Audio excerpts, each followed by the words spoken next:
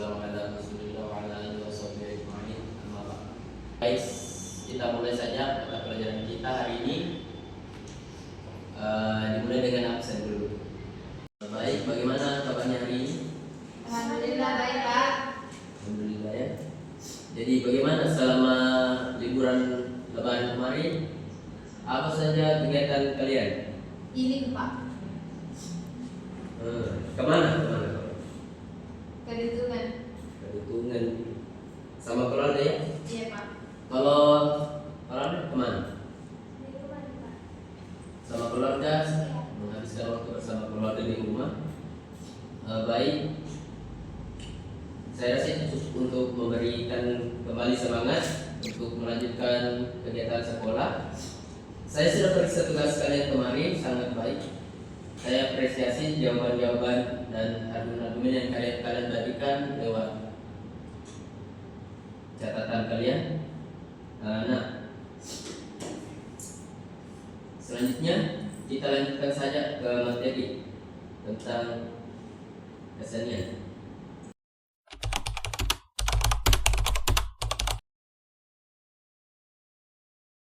Baik, di sini ada 7 poin yang sudah saya tulis, yaitu proses dalam pengembangan kurikulum. Yang pertama adalah menganalisis kebutuhan. Nah, jadi tahap ini kita butuh gimana caranya kita mengetahui apa kebutuhan dari siswa maupun kebutuhan dari tenaga pengajar. Kita sesuaikan dalam tujuan pengembangan kurikulum. Yang kedua itu rumuskan tujuan. Nah, kita tentukan juga apa saja tujuan yang harus dilakukan dalam proses pembelajaran. Yang ketiga adalah pengembangan materi pembelajaran. Jadi setelah kita tahu apa saja tujuan dan kebutuhan dari seperti kita Bapak lanjutkan? Iya, Pak. Oke. Yang keempat adalah pengembangan metode pengajaran.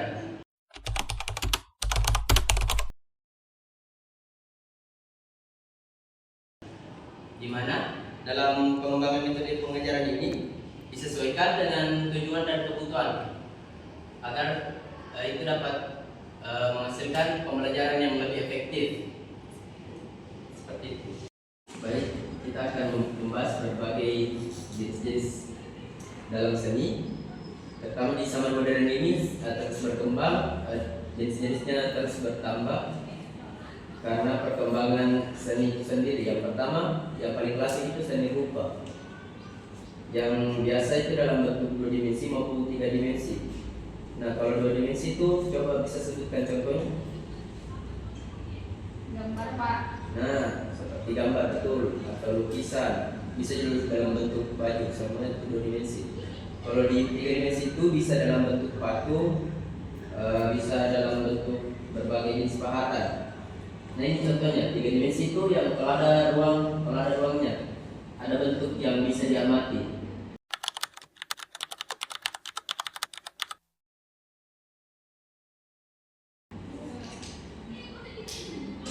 Coba cerita ya, apa nih ceritanya?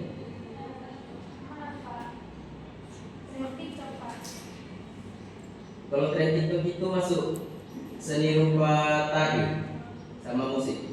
Mau praktekkan di depan sini? Iya, Pak. Bisa boleh dipraktekkan di depan. Kebetulan kita sedang bahas kesenian. Bagaimana? Enggak, Pak, Mama. Oke. Tidak apa-apa. Kita nanti bahas seni tari. Itu berbagai gerakan tubuh yang memiliki makna artistik. Nah, jadi di seni tari itu gerakannya itu diusahakan mengandung berbagai makna maupun sekedar untuk dinikmati dalam bentuk artistik, gerakan artistik begitu. Begitu juga seni musik, itu bisa jadi instrumen untuk mengiringi tari maupun musik vokal yang banyak tren di TikTok itu. Musik tradisional dan musik modern. Musik apa biasa kalian dengar kalau di TikTok? Biji? Tidak itu. Kalau kalau seni tari, gerakan apa biasa yang kalian lakukan? Ada maknanya yang bisa disampaikan kepada penonton atau penikmat seni tari itu sendiri? Nah, ada beberapa fungsi dari seni itu sendiri yang sangat penting dalam mengambil bagian dalam kehidupan manusia. Yang pertama itu sebagai media ekspresi pribadi. Nah, jadi seni itu adalah media yang digunakan untuk menyampaikan suatu gagasan atau media untuk menyalurkan ekspresi, baik itu ekspresi kesedihan, senang, gembira, marah dan sebagainya. Dan contoh dalam tari itu ataupun dalam teater itu mimik muka seorang aktor itu sangat mempengaruhi ekspresi yang mereka tampilkan, baik itu ekspresi sedihnya, ekspresi senang, marah dan sebagainya. Nah, itu tadi kan teater itu masuk dalam kesenian film, salah satu jenis seni yang kita bahas tadi.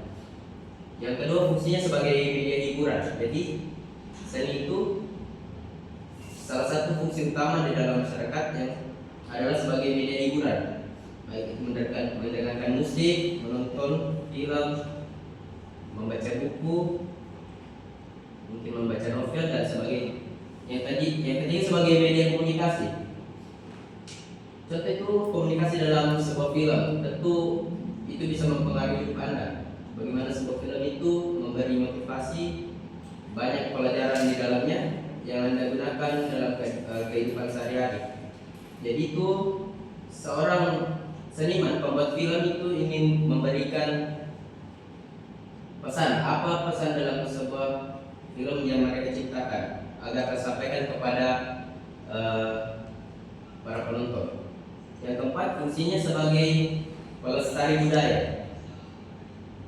Jadi fungsinya sebagai untuk melestarikan kebudayaan di suatu daerah.